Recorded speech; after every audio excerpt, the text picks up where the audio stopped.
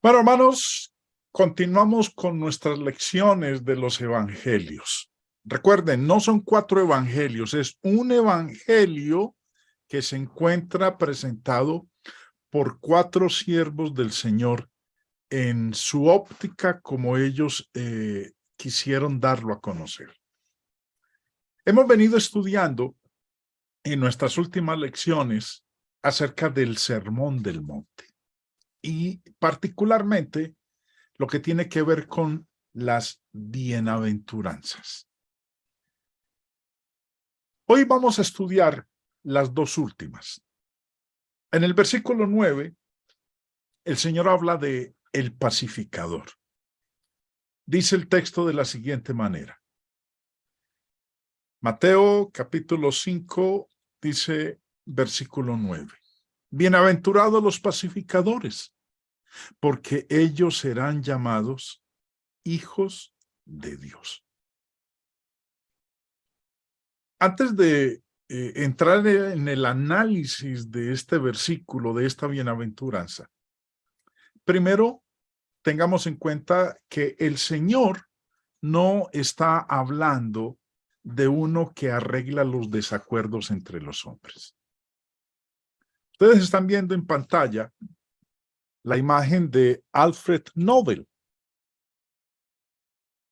Ustedes podrán recordar que todos los años se lleva a cabo la entrega de los premios Nobel. Las personas que se han destacado en distintas áreas científicas, de descubrimientos, y particularmente hay uno que tiene que ver con el Nobel de la Paz. Pero en esta ocasión, el Señor Jesús, cuando habla en la bienaventuranza de los pacificadores, no está hablando de aquellas personas que a nivel mundial se han destacado por ser promotores, buscadores, luchadores de la paz a nivel mundial o en su país en particular.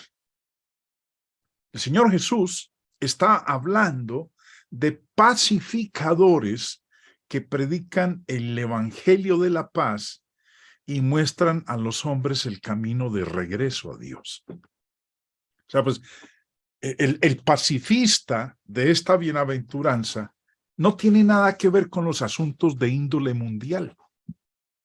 Aquellos que van a un país, a una nación, o ahorita el conflicto que se encuentra en Europa del Este, Ucrania, Rusia, la guerra. Muchas personas invocan y están trabajando en pro de poder lograr un acuerdo de paz entre estas dos naciones. Pero el pacificador, vuelvo y repito, del cual habla el Señor en esta bienaventuranza, no tiene nada que ver con eso. Está hablando de aquella persona que por medio de la predicación de las buenas nuevas procura mostrarle al hombre cómo retornar a Dios.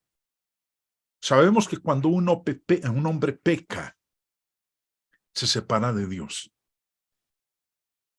Hay una necesidad de restauración. Isaías 59, un texto que conocemos la mayoría de nosotros, habla de lo que ocurre cuando el hombre peca. Dice el profeta, he aquí, no se ha cortado la mano del Señor para salvar, ni se ha endurecido su oído para oír, pero vuestras iniquidades han hecho separación entre vosotros y vuestro Dios. Y vuestros pecados le han hecho esconder su rostro de vosotros para no escucharos. Es la función del pacificador buscar que aquel que se ha separado de Dios como consecuencia del pecado sea restaurado. ¿Y cómo lo hace? Predicando el evangelio de la paz y por lo tanto ayuda a reconciliar al pecador con Dios. Ese es el pacificador de la bienaventuranza. Cuando nosotros leemos en el Antiguo Testamento y también en principios del Nuevo Testamento, aprendemos que los judíos no querían paz. Buscaban la guerra, querían ganar su independencia de aquellos imperios que los subyugaron. Recordemos que en una ocasión quisieron obligar a Jesús a ser rey con ese propósito. Y obviamente les debió haber extrañado muchísimo la enseñanza de Jesús acerca de la necesidad de ser humildes, mansos, misericordiosos y pacificadores. Los profetas del Antiguo Testamento hablaron de paz. Y esas profecías se cumplieron cuando Jesús efectuó la paz con Dios por medio de su muerte y reconcilió a los judíos y gentiles en su cuerpo, que es la iglesia. También sabemos que había mucho odio entre judíos y samaritanos, entre judíos y romanos, entre griegos y no griegos. Los judíos esperaban que el Mesías viniera para destruir a los romanos, pero el Mesías fue para destruir la enemistad entre todos los hombres. Si nosotros queremos tener paz con Dios, es necesario tener paz con los hombres. Y los que tienen paz con Dios deben tener paz también unos con otros. No somos nosotros exentos de dificultades, de problemas.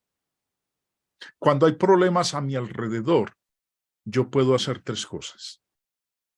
Uno, puedo ignorarlos y dejar que continúen.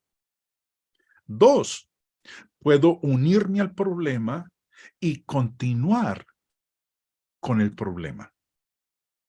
Y tercero, puedo tratar de ayudar a arreglar el problema y traer la paz. Esas son las tres cosas que puedo hacer cuando se presentan problemas a mi alrededor. El Señor, en esta bienaventuranza, dijo que los pacificadores serán llamados hijos de Dios. Bueno, alguien puede preguntar, ¿no son llamados hijos de Dios todos los miembros de la iglesia? ¿No son llamados hijos de Dios todos los bautizados? ¿Por qué dice Jesús que los pacificadores serán llamados hijos de Dios? Muy sencillo. En este texto de Mateo 5:9, la palabra hijo dice, serán llamados hijos de Dios. En este texto, la palabra hijo significa imitador. Es decir, los pacificadores son como Dios, semejantes a Dios.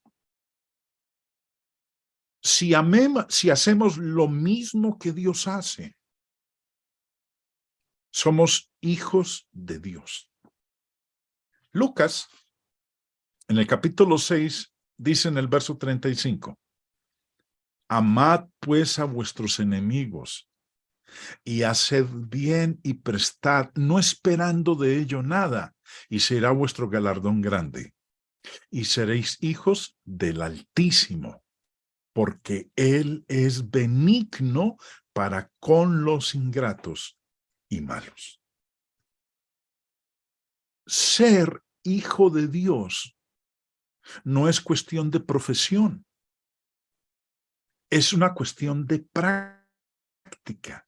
Si algún miembro de la iglesia no es pacificador, sino que promueve la disensión y la discordia, ¿no será de cualquier manera hijo de Dios en virtud de su obediencia al evangelio? Claro que sí. Pero como decía hace un momento, Ser hijo de Dios, ser llamado hijo de Dios no es cuestión de profesión, no es cuestión de título, no es cuestión de nombre, es un asunto de práctica. Si no imitamos a Dios, no somos hijos de Dios, aunque digamos que somos cristianos y miembros de la iglesia verdadera. Es más, vuelvo a leer lo que dice Lucas. Amad, pues, a vuestros enemigos y haced bien y prestad, no esperando de ello nada, y será vuestro galardón grande, y seréis hijos del Altísimo. Dios es el gran pacificador, y en esto nos deja el ejemplo perfecto. Bienaventurados los pacificadores, porque ellos serán llamados hijos de Dios. Así que, hermanos, para ser este pacificador del cual habla el Señor en esta bienaventuranza, es que vayamos y rescatemos a cuantos podamos del poder de las tinieblas y se reconcilien con el Creador del universo. Pasemos ahora a la última bienaventuranza, en la que el Señor habla de la persecución por causa de la justicia. Empieza diciendo en el versículo 10, bienaventurados los que padecen persecución por causa de la justicia, porque de ellos es el reino de los cielos. Ser un seguidor de Jesús no sería un asunto fácil. Habría persecución, incluyendo insultos y falsas acusaciones.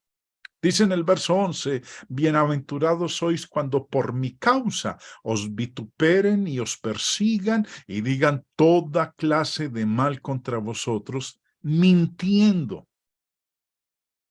Para aquellos que se mantuvieron firmes, sin importar qué, habría fuerza para resistir, no solamente ahora, sino también una eternidad en el cielo.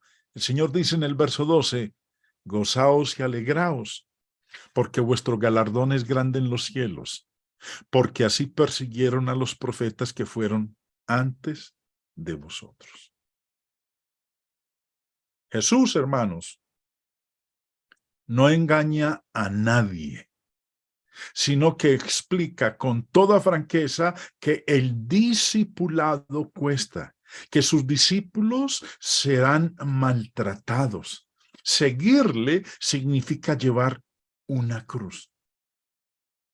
No debe haber sorpresas para los que obedecen al Evangelio. Debemos esperar la oposición y el sufrimiento porque es ineludible. Pablo le escribe a los tesalonicenses y les dice, a fin de que nadie se inquiete por estas tribulaciones, porque vosotros mismos sabéis que para esto estamos puestos, porque también, estando con vosotros, os predecíamos que íbamos a pasar tribulaciones, como ha acontecido, y sabéis.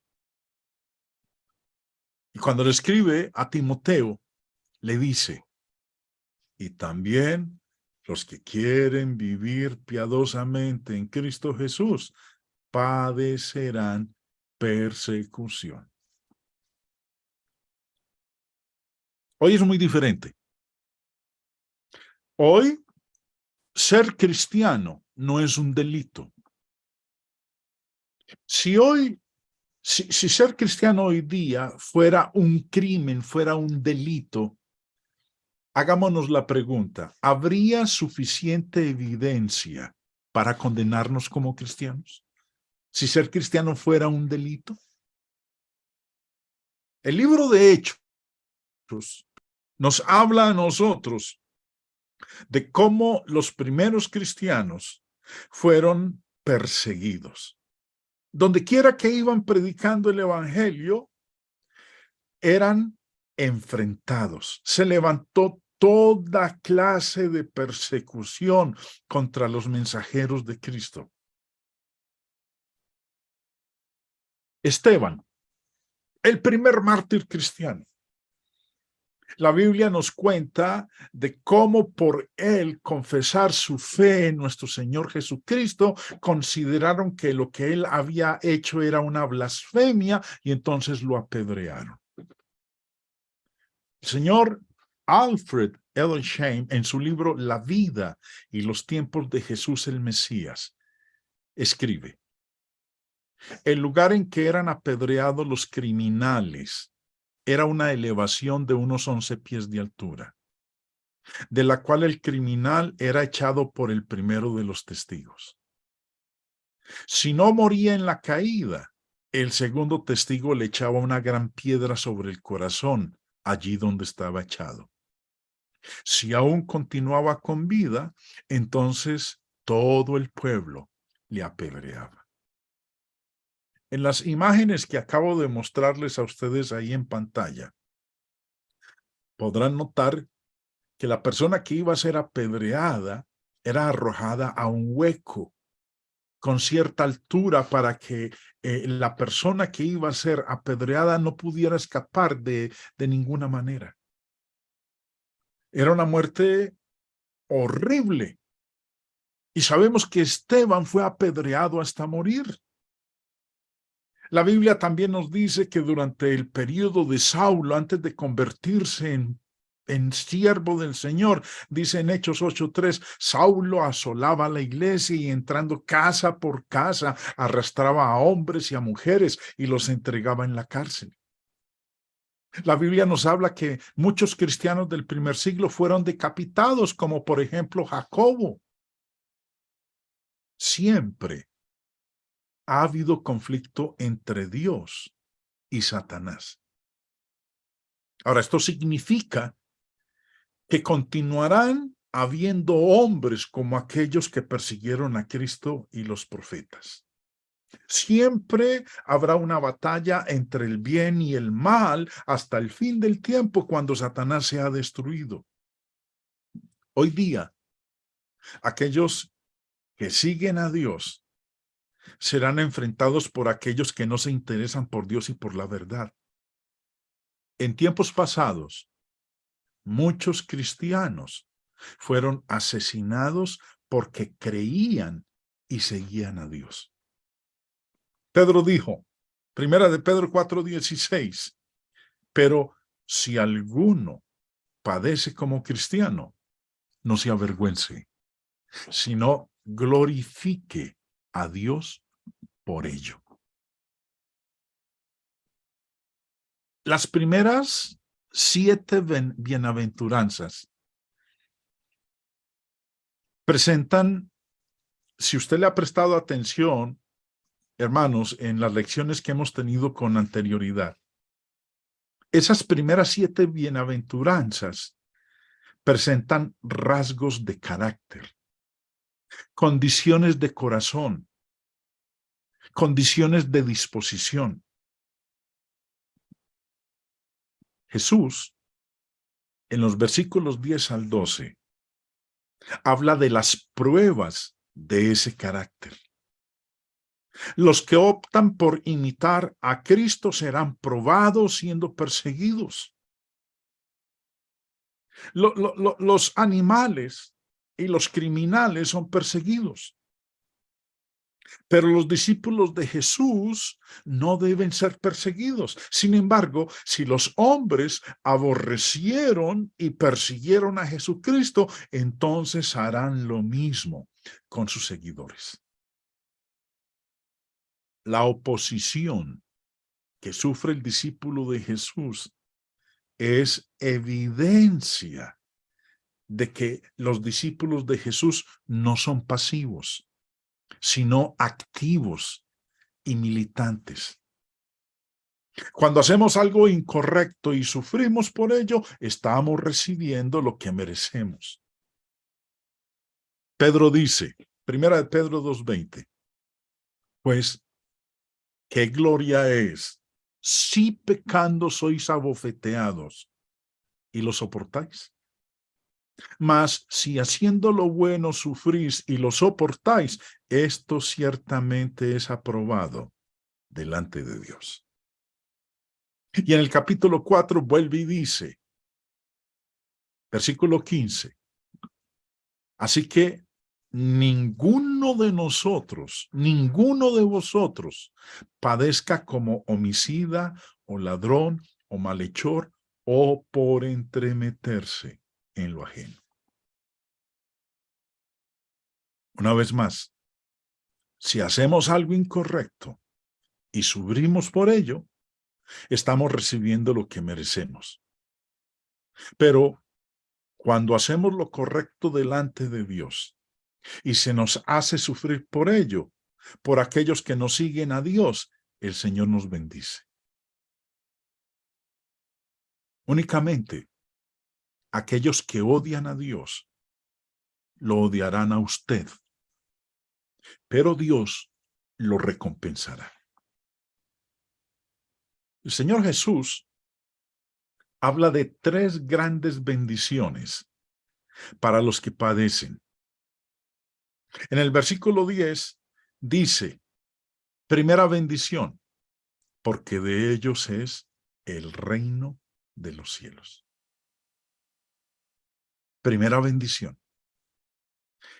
De ellos es el reino de los cielos.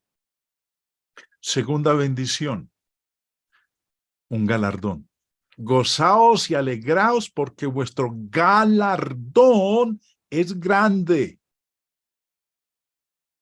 En Lucas 6:23 dice, alegraos en ese día y saltad de gozo, porque he aquí vuestra recompensa es grande en el cielo. ¿Cuántas veces hemos saltado de gozo por haber sido perseguidos?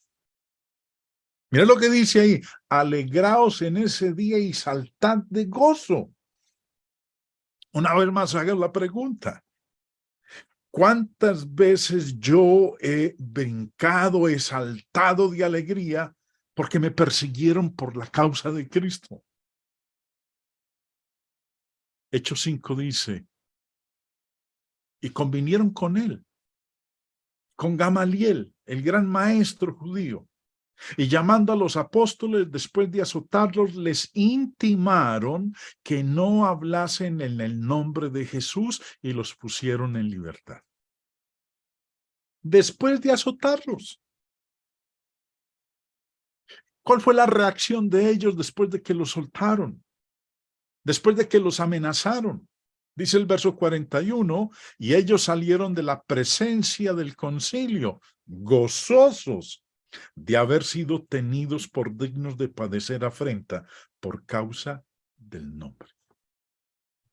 Por eso, la segunda bienaventuranza es, bienaventurados los que padecen persecución por causa de la justicia. Y la tercera bienaventuranza, la tercera gran bendición para los que padecen, porque así persiguieron a los profetas que fueron antes de vosotros. ¡Qué gozo, hermanos!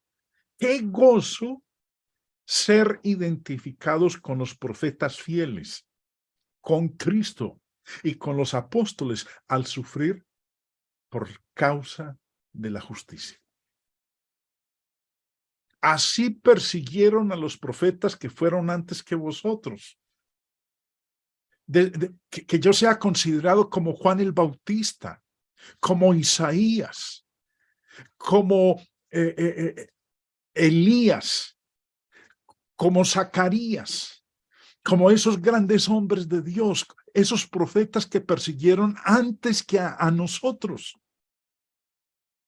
Ser colocado uno en la lista junto con ellos. Ese es el privilegio, uno de los privilegios grandiosos que el Señor tiene para nosotros. Voy a compartirles ahora, hermanos, 2 videos. Uno me lo habían compartido hace un tiempo y me llamó mucho la atención. de personas que, a pesar de estar en el error, están dispuestas a sufrir persecución por causa de la justicia. El video es muy extenso, yo lo he recortado y solamente vamos a ver una parte y ojalá, espero que, como a mí, nos toque, su corazón, hermano, hermana, y entendamos lo que es ser perseguido por causa de la justicia. Y luego viene un segundo video en donde vamos a ver cómo la historia cuenta con respecto a la manera como murieron los siervos de Dios en el primer siglo. Así que presten atención a estos dos videos.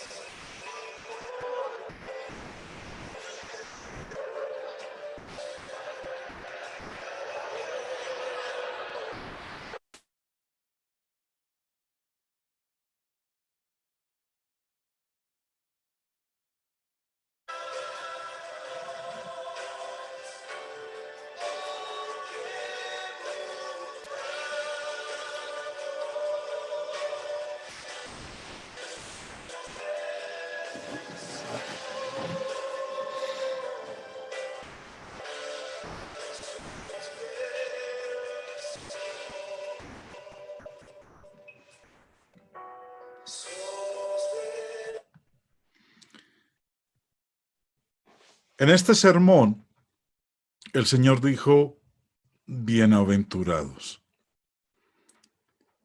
En otras palabras, que nos sintamos benditos y felices por tratar de ser como nuestro Señor. Cada una de estas bienaventuranzas, los pobres en espíritu, los que lloran, los mansos, los que tienen hambre y sed de justicia, los misericordiosos, los de limpio corazón, los pacificadores y los que padecen persecución por causa de la justicia. Tenemos la mejor y más grande esperanza de parte del Creador del universo, y es una bendición. Eso fue lo que el Señor empezó a enseñar en el Sermón del Monte. Los invito para la próxima lección, mis hermanos queridos, en lo que el Señor va a continuar enseñando en este Sermón del Monte.